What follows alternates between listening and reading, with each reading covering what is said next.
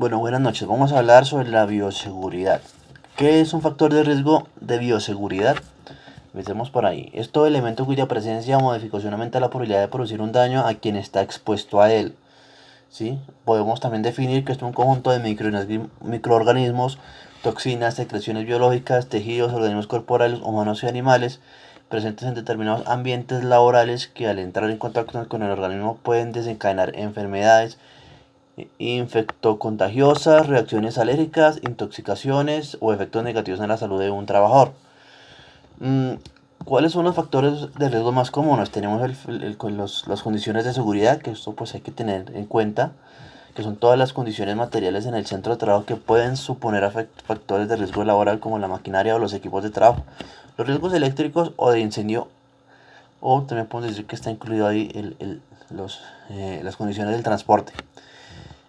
¿Cuáles son los riesgos físicos? Son los más habituales que encontramos en el momento de desarrollar las actividades diarias, ¿sí? Que estos puestos generalmente son provocados por diversas razones como las condiciones peligrosas, en el trabajo de los ruidos excesivos, la iluminación, ¿sí? Puede estar muy iluminado o muy oscuro para hacer la labor o la actividad que se está realizando.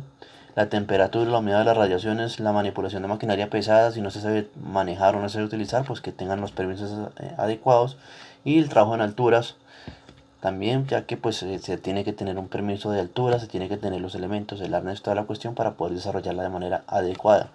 ¿Cuáles son los riesgos químicos que podemos afrontar también? Son aquellos que producen ciertos procesos químicos y por el medio ambiente a través de la inhalación, la ingestión eh, o absorción de ciertas sustancias dañinas. Por eso hay que tener en especial cuidado con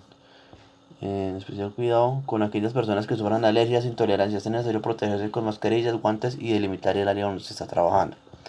Los riesgos ergonómicos actualmente son muy numerosos porque existen puestos de trabajo remoto o de oficina, sedentarios o de repetición. Así, se generan incorrectas posturas, levantamientos de peso excesivos o movimientos repetitivos, y estos pueden provocar al trabajador daños físicos que con el tiempo pueden convertirse en crónicos o desgasten, y que ya son por, vamos a decirlo, desgaste por malas posturas o por malos protocolos para desarrollar el proceso de trabajo. Los riesgos psicosociales asociados al estrés, la monotonía, la fatiga, para prevenirlas es esencial respetar los horarios laborales, facilitar la conciliación familiar. Hay personal los descansos de 15 minutos a partir de las 6 horas.